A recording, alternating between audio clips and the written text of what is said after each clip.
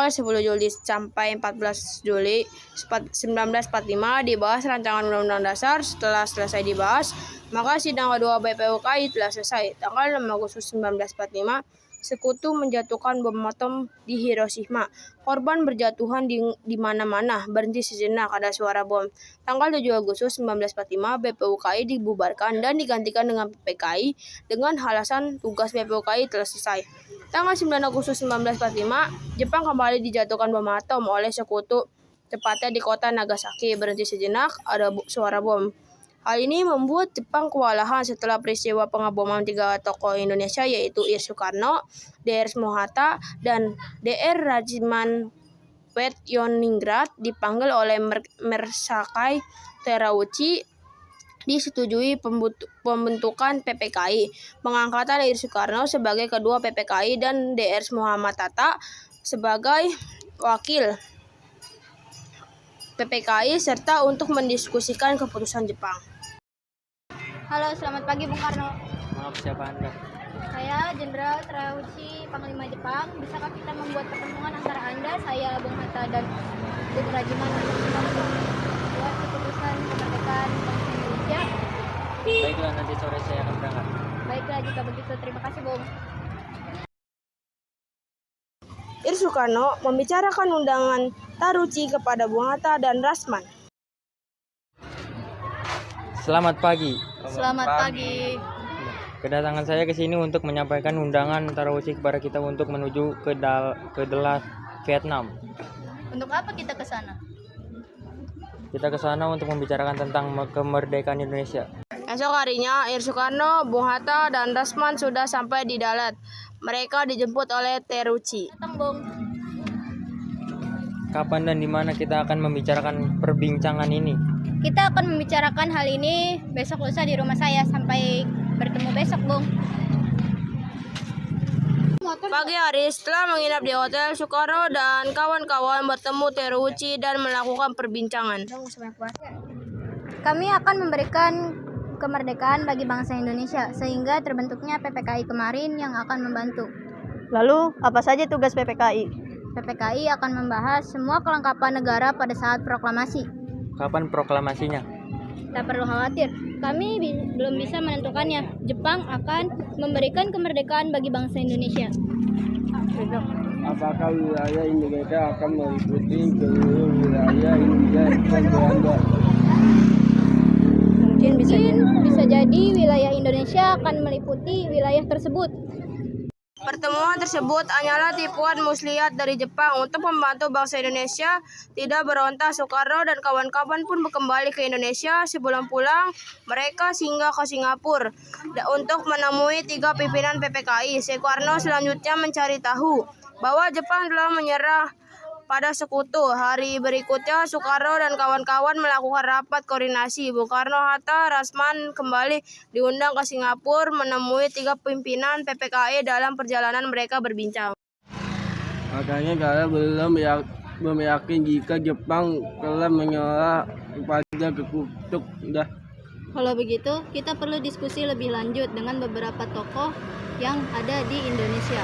Lalu siapa saja tokohnya? Baik golongan tua maupun golongan muda untuk memproklamasikan kemerdekaan Indonesia. Setelah mengetahui kekalahan Jepang dari siaran radio BBC, para pemuda menemui Ir Soekarno dan Mohatta di rumahnya, Jalan Pegangsaan Timur 56, Jakarta, untuk mendesak. Ir Soekarno dan Mohattagar mengumumkan kemerdekaan saat itu juga, dengan Sultan Syair sebagai juru bicara. Bung Karno, Jepang sudah kalah. Seharusnya kita cepat memproklamasikan kemerdekaan. Kita tidak bisa begitu saja memproklamasikan kemerdekaan. Kita harus membicarakan dalam rapat PPKI.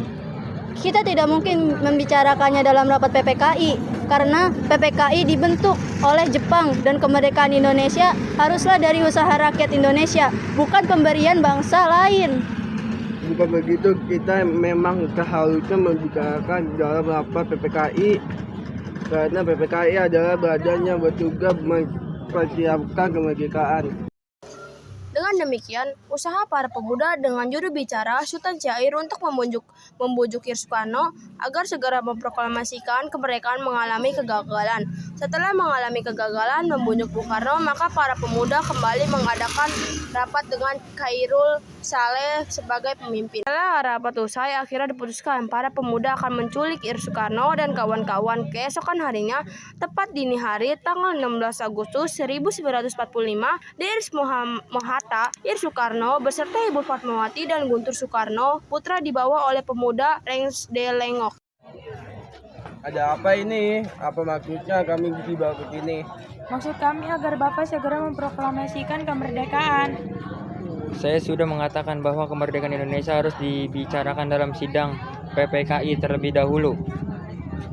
Bapak benar, karena persiapan kemerdekaan adalah tugas PPKI. Lagi pula, Bapak kan ketua PPKI. Bapak tidak mungkin mengambil keputusan tanpa memberikan anggota PPKI yang lain. Sementara terjadi perdebatan Rengas Dengklok di Jakarta, Wikana golongan muda dan MR Hamad Subadjo golongan tua melakukan perundingan. Setelah mendapatkan beberapa kesepakatan, diutuslah Yusuf Kunto untuk mengantarkan Hamad Subadjo ke Rengas Dengklok. Mari Pak, saya antar ke Rengas Dengklok. Ayo kita segera ke sana. Saya rasa di sana pasti terjadi perdebatan yang sengit. Mari Pak, kita segera berangkat. Yes. Setelah sampai di sana, Mr. Ahmad Subarjo akhirnya menjemput Insinyur Soekarno dan kawan-kawan. Selain itu, Mr. Ahmad Subarjo berhasil meyakinkan para pemuda untuk tidak terburu-buru memproklamasikan kemerdekaan. Sekitar pukul 23.00, rombongan Insinyur Soekarno sampai di Jakarta untuk sesaat pulang ke tempat masing-masing. Lalu langsung menuju rumah Laksamana Maeda untuk merumuskan naskah proklamasi. Silakan masuk Bapak-bapak. Tunggu dulu, bagaimana mungkin kita akan merumuskan suatu teks proklamasi di rumah seorang Laksamana Jepang? Tenanglah, silakan masuk semua. Saya menjamin selama berada di rumah saya, Anda sekalian akan terjamin keselamatannya. Baiklah, di ruang mana kita dapat merumuskannya? Silakan Anda berdiskusi di ruang makan. Dengan memegang kertas dan ballpoint, perundingan dan dilakukan antara golongan muda dan golongan tua itu berjalan lancar. Bagaimana kalau kita mengambil rumusan BPUPKI dengan bunyi kami bangsa Indonesia dengan menyatakan kemerdekaan Indonesia? Itu boleh juga. Menurut saya ada pernyataan pengalihan kekuasaan seperti ini, hal-hal mengenai pendomahan kekuasaan dan lain-lain dipergerakan dengan cara rekaman dan dalam tempat yang setingkat-tingkatnya. Bagaimana bila naskah ini ditandatangani oleh seluruh yang hadir pada saat ini? Bila seperti itu akan ada banyak tanda tangan. Bagaimana bila Pak Karno saja yang menandatangani? Dengan Pak Hatta juga.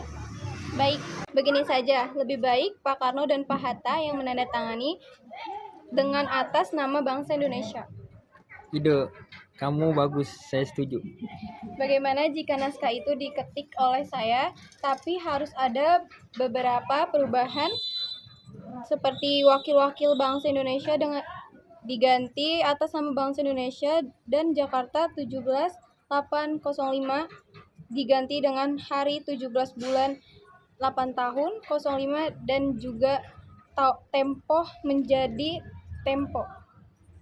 Lalu Sayuti Malik mengetik naskah tersebut dan memberikan hasil ketikan tersebut kepada Soekarno untuk ditandatangani.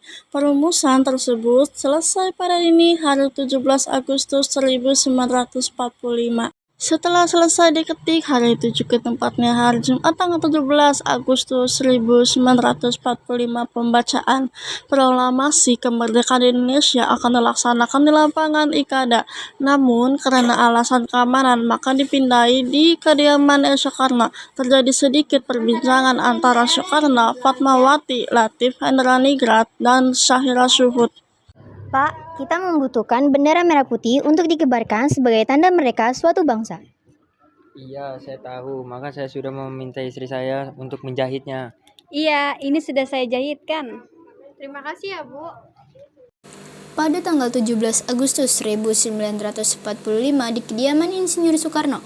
Persiapan proklamasi dilakukan oleh Sudiro yang menyiapkan mikrofon sebagai tangan kanan Soekarno.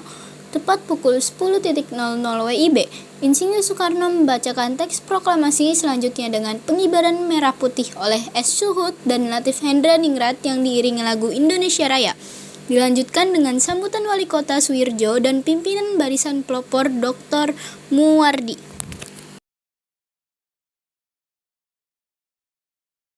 Proklamasi. Kami bangsa Indonesia dengan ini menyatakan kemerdekaan Indonesia.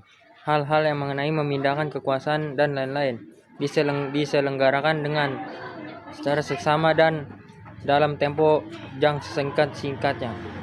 Di Jakarta, hari 17 bulan 8 tahun 05, atas nama bangsa Indonesia Soekarno-Hatta. Berita proklamasi menyebar dengan cepat ke seluruh penjuru Jakarta. Setelah itu teks sampai ke tangan Kepala Bagian Radio Demea Waidam B dan memerintahkan F. Jud Markonis untuk menyiarkannya. Pada tanggal 18 Agustus, PPKI melakukan sidang yang kedua dihadiri oleh Soekarno, Hatta, Lakshmi, dan para pemuda. Assalamualaikum warahmatullahi wabarakatuh. Waalaikumsalam warahmatullahi wabarakatuh. Untuk memulai sidang PPKI ini, mari kita menyanyikan lagu Indonesia Raya.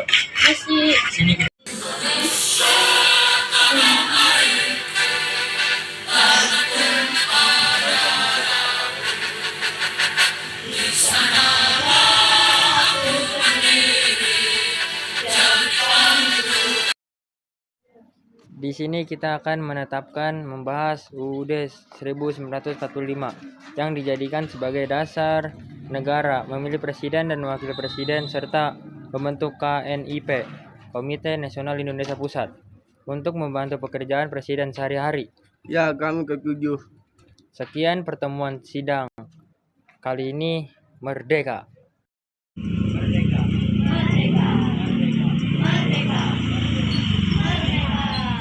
Peristiwa sidang PPKI ini begitu berharga, dan peristiwa itu telah mengubah segala sendi kehidupan bangsa Indonesia.